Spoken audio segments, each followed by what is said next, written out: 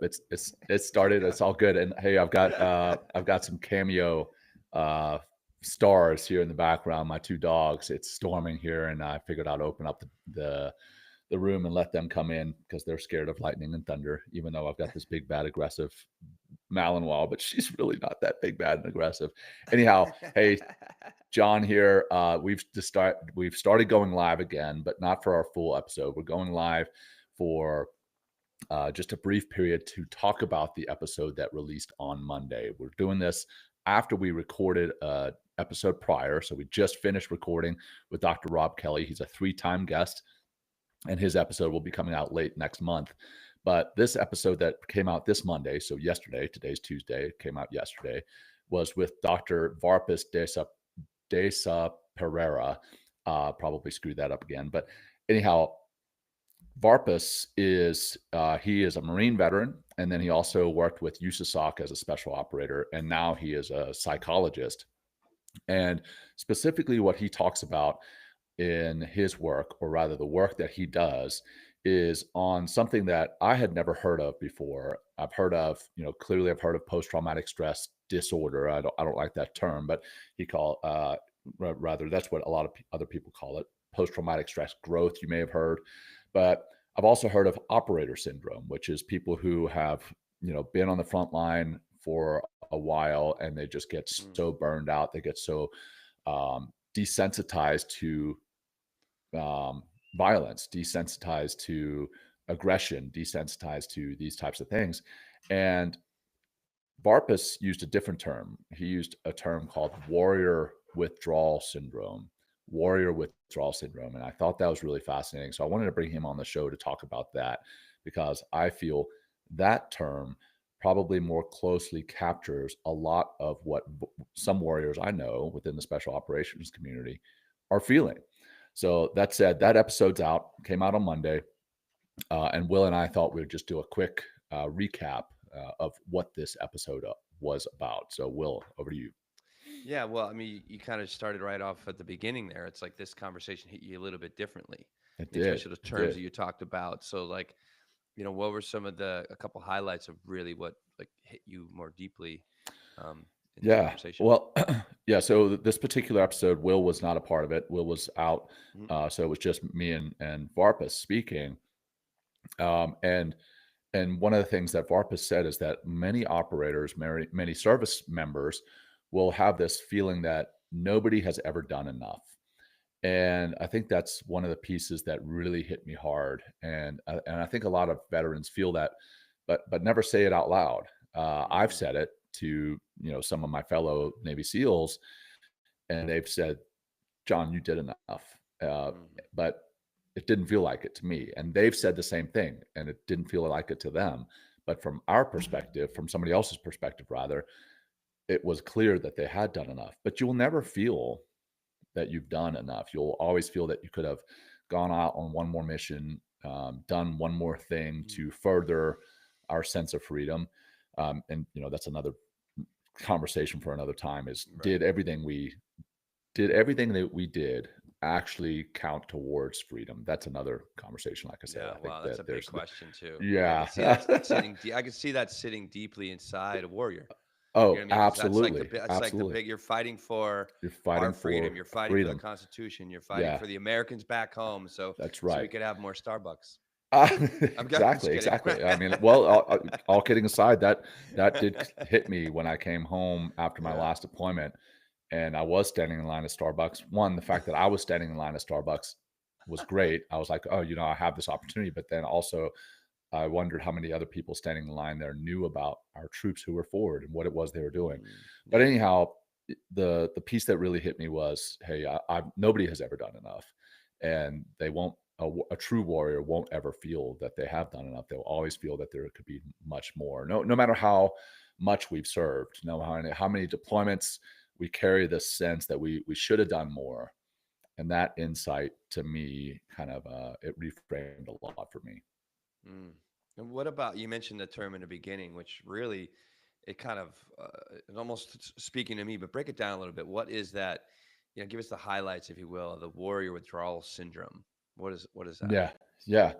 Well, I mean, it's just like being addicted to anything else, right? Like you've Okay. been doing something like, let's say you're a drug addict, and Mm, if you come off of drugs, there's going to be this withdrawal.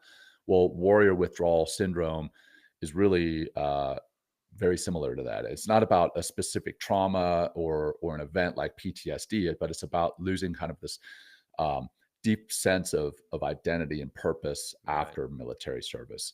Yeah. Yeah. And if you can think of it as a withdrawal from the lifestyle itself, so Yeah. Yeah. you're withdrawing from going on the missions, you're withdrawing from the brotherhood, the Yeah. mission, the purpose, the identity, the clarity, the intensity. I mean, you get kind of on a high when you're serving on the battlefield, Mm, and now you don't have to be in combat to feel it, but just being trained to be that warrior, to live a part of that warrior culture, I think that's enough. And then when you have that taken away, you're going to have a withdrawal. It's not necessarily right. the Right. operator syndrome or post traumatic stress syndrome. It's a big now what? Now what? Right. Yeah. I Who think am that's what I? the who am Right. I I? mean, Who and am because I? he had talked Yeah. about, like, he told a story about, how so many men they're just lost because they Yeah. don't have that identity, or they lost the identity, lost the purpose.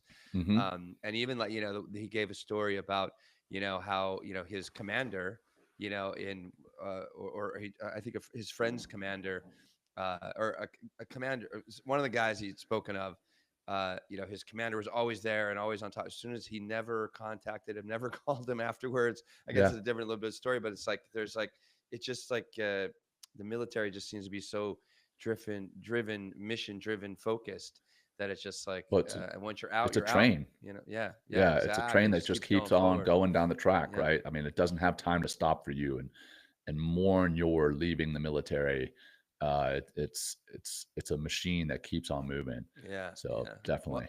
well, how's that different, or how's that tie into maybe PTSD or operator syndrome, or they break Well, those down? I'm not. I think there's similarities. So and there's overlap. Maybe me and I'm a big Venn diagram person, but I think post traumatic stress. I think it truly does come from being exposed to extreme trauma. I don't want to call it disorder because I think what happens is a lot of people who do end up with what's called PTSD. I think that's a natural response to what is happening with trauma. Mm, So mm, actually, the people that I worry about the most are people who are exposed to extreme trauma and don't have some type of reaction. mm, But it, yeah, post traumatic stress, that is an injury. So post mm, traumatic stress injury, you're literally having an injury to your brain and your nervous system. Operator syndrome is also uh, being exposed to going out late at night. A lot of operators serve on the battlefield at night because we go under the cover of darkness. We're exposed to chemicals. We're exposed to medication that allows us to stay awake. We don't get enough sleep. We're exposed to a lot of noises. We're exposed to all sorts of things and that causes decreased hormones. It increases mm, your vigilance. There's all sorts of things here. So that I think operator syndrome and post-traumatic stress injury, I think they're more closely related.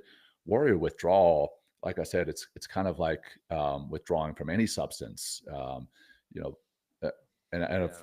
like I said, warrior withdrawal, I've never actually heard it put that way, but it's exactly what it feels like. You're coming off something that gave your life. I mean, we just did Well, an episode on exactly. purpose, right? It Right. gave your life Exactly. purpose. It gave your Right. life structure, but then it Right. also gave you a high. You had this like adrenaline Yeah. rush, Yeah. and then suddenly it's gone, and your Yeah. body and your mind they start to react to that absence, just like withdrawal from another drug. So I think Yeah. that's where the withdrawal, the warrior withdrawal, comes from. I was watching the NBA Finals, Game Oh yeah, 7 the other night, and it was a group of people in the city, and so it was a mix of mostly guys, but some women were there, and I was just kind of like breaking some balls with, or just having some fun with the ladies next to me. I'm like, this kind of shit raises our testosterone. It just does. It just does watching sports, and I can imagine, like, being around a bunch of other men with a very strict purpose, with like a high, I mean, just a high energy in the sense of, yeah, like, you're a warrior. I mean, that's just different than, being an artist or something like that. A warrior brings out like I feel I'm a warrior in some ways, but not on the battlefield, just activates you in such a bigger, stronger way and really demands so much more of your masculinity to come through. And I can only imagine, like, when you don't have, when you're outside the military, I can see that withdrawal happening because I'd imagine your testosterone's got to go down, that sense of purpose. And Dr. Rob, we just had on the show, talked about like 4 neurochemicals that really keep you activated on purpose, or serotonin, dopamine, epinephrine, and serotonin. And Oxytocin. Oh, oxytocin too, right? Yeah. But did you feel that withdrawal when you got out Oh yeah. the service? Yeah. Yeah, for sure. Um, it's called warrior withdrawal syndrome, and Hmm. it's not battlefield withdrawal syndrome or Yeah. combat withdrawal syndrome. He calls it warrior withdrawal syndrome. And I did experience the battlefield and combat, and there was definitely a rush and a high there. But it Yeah. was even just leaving the the organization of the military, because if you can kind of envision this, indoctrination starts at boot camp. Right. You become a warrior. You're starting now.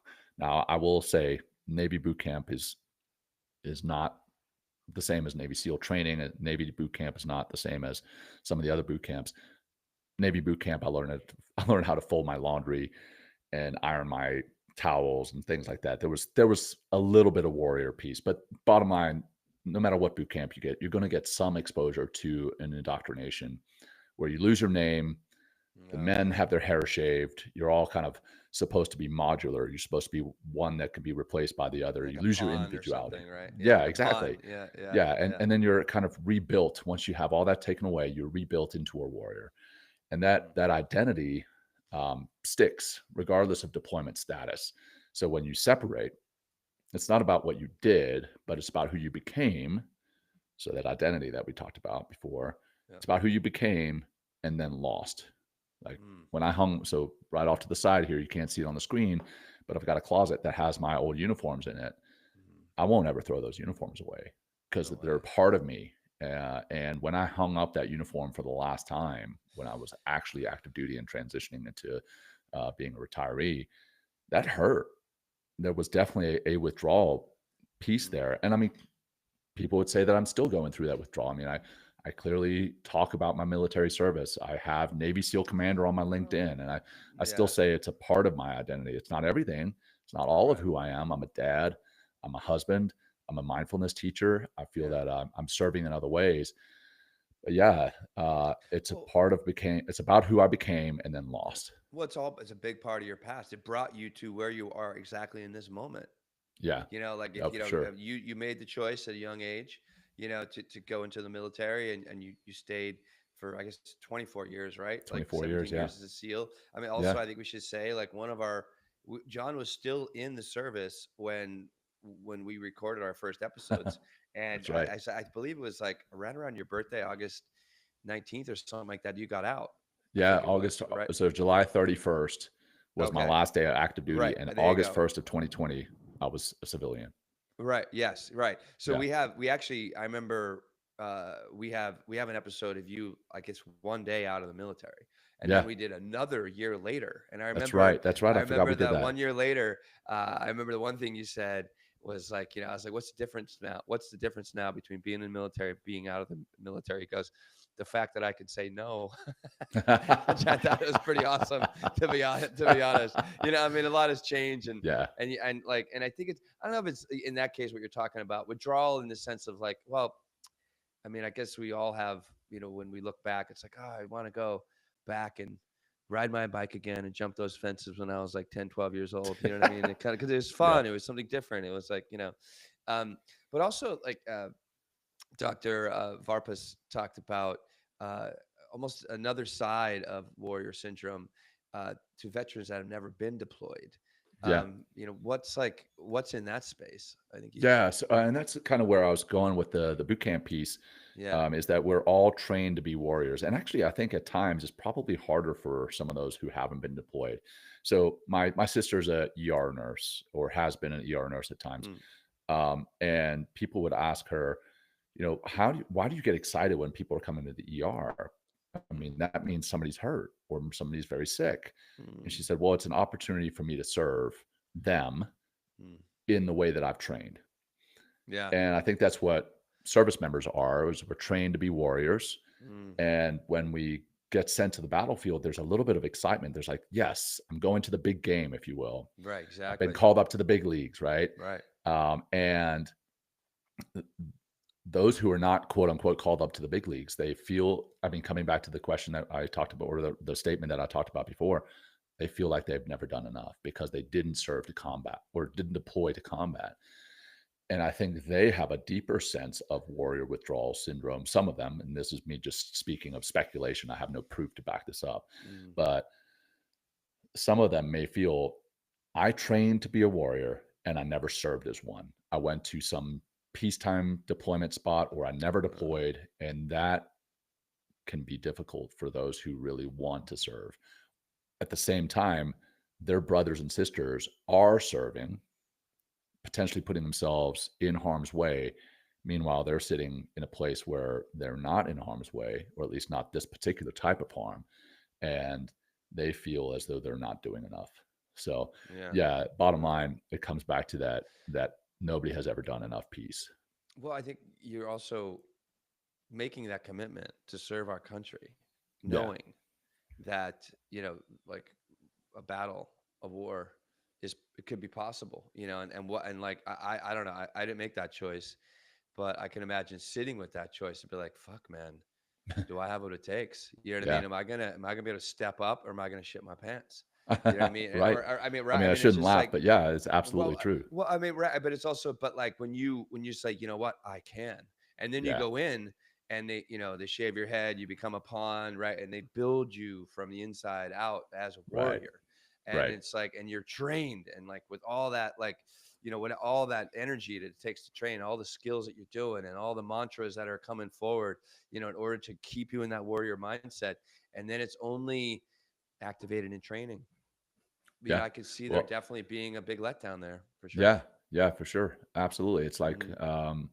It's like buying a car and letting that car sit Just in the in your driveway and garage, never right? drive it, Yeah, right? that's a good point. So, yeah. Good fucking point. Uh, so there's a powerful moment when Dr. Varpas says, he goes, "No one has ever done enough." Yep. Yep. What does that say about how we define purpose, identity in the military?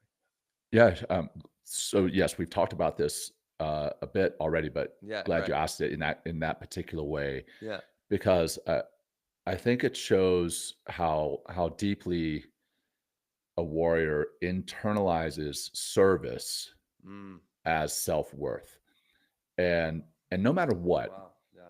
I mean, so we had Jocko Willink on recently, we had Nick Lavery, we've had Tim Kennedy on, we've had all these amazing warriors on the show. And I'll be honest, there was a part of me that was comparing my service to theirs the whole time and thinking, you know what, I didn't do enough because Mm. there will always be someone who sacrificed more, Right. did Right. more, stayed in longer, and that mindset, it really during our service, it drives excellence. Hey, we want to do as much as we can while we're in. We want to do as much as this guy or as much as that guy. We want to serve more. We want that validation. That internalized service is our self worth. So we want to validate it, and that, like I said, that mindset really drives excellence. But then, and that's during service. But then when we leave, it haunts you Mm. afterwards because again, suddenly now the mission is gone and you're left, measuring yourself not only against others, you're not just comparing yourself to other service, like me comparing myself to Jocko and Nick and Tim, Mm. but I'm comparing myself to what I could have been. Well, what if I stayed in another year? Would I have met Yeah. Great that? point. Would I have met that goal? I mean, it's like comparing myself against a ghost. I'm comparing myself to something that wasn't even real. And so that's the piece that Mm. nobody has ever done enough. We will all feel that as true Yeah. warriors. We will all feel that. And You if know, you are I, listening mm. as a warrior, I guarantee you feel that. And I will also tell you this: you did do enough, and I'm thankful Yeah, for you. yeah. And it's also, I think, maybe looking at a higher level at that, even questioning yourself. It's like, you also, different than Tim Kennedy or Nick Lavery or Jocko, they were put in a certain circumstances that led them to, their Yeah. next Oh, step, right? You absolutely. know what I mean? So it's just like, like something might have changed if you were in a different circumstance like them. For You sure. might have like, but you just weren't. And I think what's important to say here, it's like, what do they say? Comparison is a theft of joy. Right. It's just like you just got to be, and it's tough. It's really hard. I mean, and it's just only seems seemingly Eh, increasing all the time. Yep. Comparison and stuff like that because of social media and stuff like that. Oh, But for anyway, yeah, sure. go talk. Yeah, I'm listening. Yeah. Well, one last piece that I'll touch on in regards to nobody has ever done enough. Yeah. Um, just because you're not on the battlefield doesn't mean you can't continue to serve and continue to do more, right? Yeah. I do question that quite often. I'm like, hey, did I do enough on the battlefield? And then, like you said, Jocko and Nick and Tim were all put in situations that I was not necessarily put into. Well, why was I not? Why was I Mm-hmm. not? Well, I wasn't because, or at least this is how I justified in my mind. I wasn't because I needed to be a father to the 3 kids that I have. I wasn't because I needed to work with you to help others live happier, healthier, more fulfilling lives. I Nice. wasn't put in those situations because of X, Y, and Z. And now, because I wasn't put into situations like that, what am I going to do now? Right. And that's I have to ask myself that. It's like Yeah. the end of Saving Private Ryan, and I think I actually said this in the episode. At the end of Saving Private Ryan, when Tom Hanks pulls Private Ryan towards him, he says, "Earn this." That's what I try to earn every day Mm-hmm. is the service of my fellow warriors. Yeah. Um, awesome. So last question. So anyone's listening, it's like, and they have that post-military fog, or someone they know does. What's one thing you want them to take away after they listen to this episode? Not this episode, not the Yeah. live, but like Vaspa's episode, No, but even no, just from sure what we're the summarizing episode here, with Varpas. Yeah, Varpas, yeah. Yeah. Yeah, I would like them to take away the fact that they're not broken. I mean, they may literally be missing a limb, but they're not broken. Their soul is still intact. Mm, They're transitioning, and you don't have to do it alone, right? The warrior, we weren't built alone, so we don't have to transition from being a warrior alone. Now, yeah, yes, your unit may continue on like down the track, like that train that I was talking about, but there are other warriors out there who are in similar boat. Reach out to them, and that warrior yeah, within doesn't disappear. It just needs a new mission, right? When I got out, I was like, what's my new mission? Well, I'm going to teach people mindfulness and meditation. And thankfully, Will, you're one of my mm, colleagues. You may not have been a combat warrior, but you're a warrior for people's mental fuck health or yeah, wellness. yeah. And I appreciate fighting this battle alongside Same. you. Thank you. And then,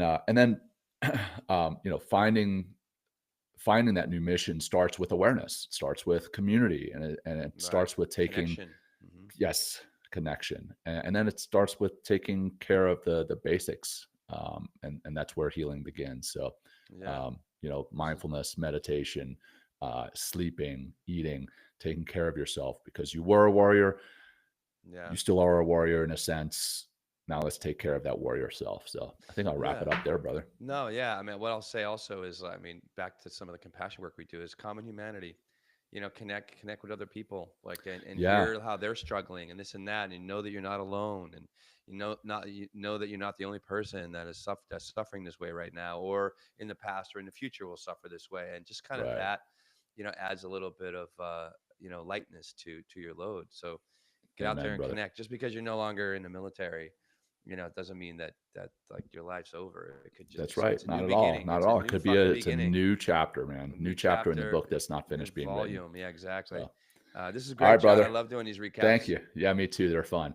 And All right. hey, if you're looking for that show, it's on YouTube with Valor Oh Media shit, I should Network. If you drop it in here. Yeah, Yeah, if we you should look at the Valor fucking Media drop it. Network, we're there on YouTube, and then on clearly on any podcast listening platform. If you just look for Men Talking Mindfulness, we'll be there. So Yeah, thanks for yeah, tuning in today for this, and yeah. we will listen, or rather, we'll see you guys again soon. Thank you all. Okay, awesome. Thank you, thank you. All right, cool. We didn't have enough time to drop it.